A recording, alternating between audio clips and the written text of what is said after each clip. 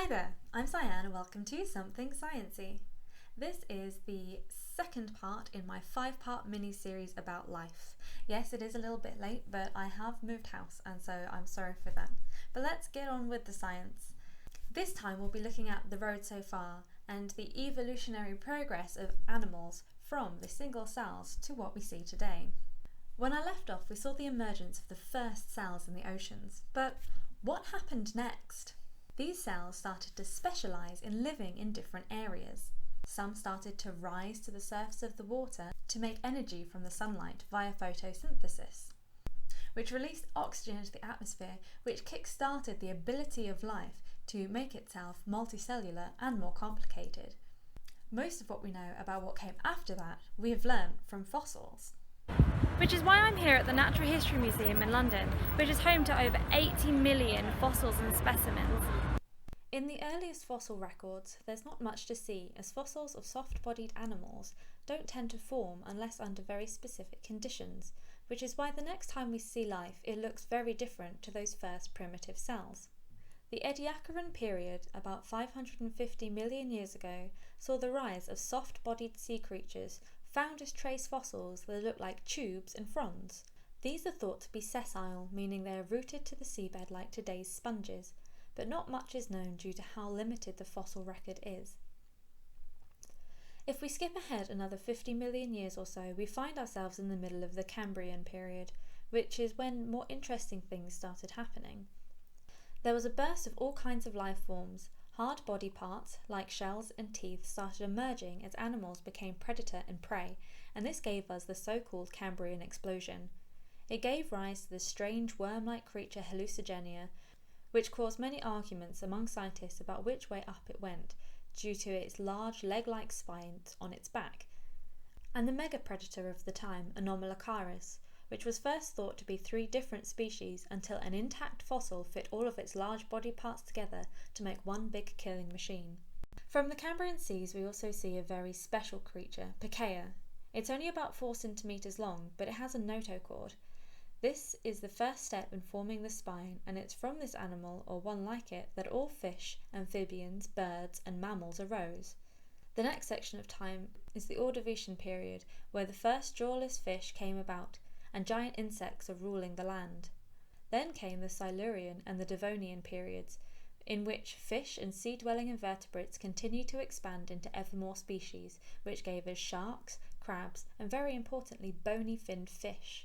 Also in the Silurian, about 420 million years ago, the first vertebrate came up to the land and breathed air with primitive lungs. The vertebrate life on land really started through the Carboniferous period, which is when the first amniotes arose, the precursors to mammals, reptiles and birds, 330 million years ago. By the time we enter the Permian period, the insects have shrunk down due to a lowering of the oxygen levels, and reptiles have evolved. Then we have the Permian mass extinction, which wipes out a huge number of these animals, giving way to the dinosaurs. Dinosaurs first came around in the Triassic period 225 million years ago, and didn't go extinct until the end of the Cretaceous 65 million years ago, with the Jurassic period in the middle. Despite what the filmmakers would have you believe, the famous Tyrannosaurus rex did not evolve until right at the end of the Cretaceous, so would never have existed in the Jurassic alongside the long-necked Brachiosaur or the spiny-backed Stegosaur. In fact, the first birds and even monotremes evolved before the T-Rex did. Surprisingly, according to the fossil record, flowers and fruiting plants also didn't evolve until the Cretaceous and are only 130 million years old. But all good things must come to an end, and there was another mass extinction, leaving behind small reptiles, birds, and allowing mammals to take over. It was 60 million years ago that primates, our ancestors, appeared. A number of other mammal families arose and branched out. Mammals started flying as bats and went back into the oceans as whales. Not only did mammals become more diverse, they also grew to mammoth sizes, literally. This giant ground sloth is related to its tree-dwelling cousins we see today, but is several times larger. But these large mammals could not survive the next mass extinction in the Quaternary period. This extinction is unlike the ones before, because it was not caused by a natural disaster, but because of the evolution of such a prolific predator that they could not survive. Homo sapiens. And that brings us up to now. Hey, thanks for watching. Be sure to like this video if you liked it, and subscribe so you don't miss any new videos. So the next part will be part 3, and we'll be talking about the diversity of life that we find on the planet today. Also, like I said at the beginning, I know that this was late, but I have just moved house and I've started my PhD, and so everything's kind of a bit busy for me right now, so I hadn't had time to edit together everything. But you don't need to hear about that. As always, you've come for the science and now stay for the song. This song is about 2 soulmates who evolved together through time.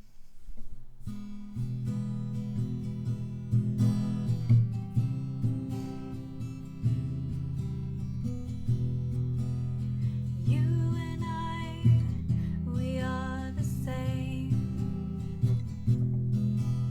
It's from the same place that we came. It was the sea, you and me. Lived in the sea. We were single cells. Then we made more and attached them to ourselves.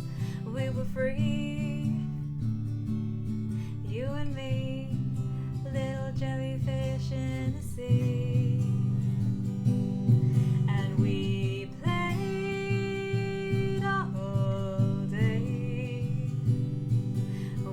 predators came, we hid ourselves away. Yeah, we lived, we survived, and we had many children, the legacy of our lives. Sometimes we had to change. Things were upside down and we had to rearrange. It was new, just us two. We did what we had to do. But then there came a time when one of us had to grow a spine and breathe air too. Me and you, it's what we had to do. And we played all day. And when the predators came, we hid ourselves away. Yeah, we lived, we survived, and we had many children, the legacy of our lives. And the insects were big and the reptiles were plenty, but they all got blown away. Then the dinosaurs came, all sharp-toothed and scary. They were here for a while, but they couldn't stay. And the mammals took over, and they grew and grew and grew. So we ate them all and left only a few. And we hunted all day. We became the predators, so we didn't have to hide away. Yeah, we lived and we thrived, and we've had many children, the legacy of our lives. That's the road so far. We're both humans and I'm playing my guitar, and you're watching me on a screen. It's like we were meant to be. Thanks for watching. Bye!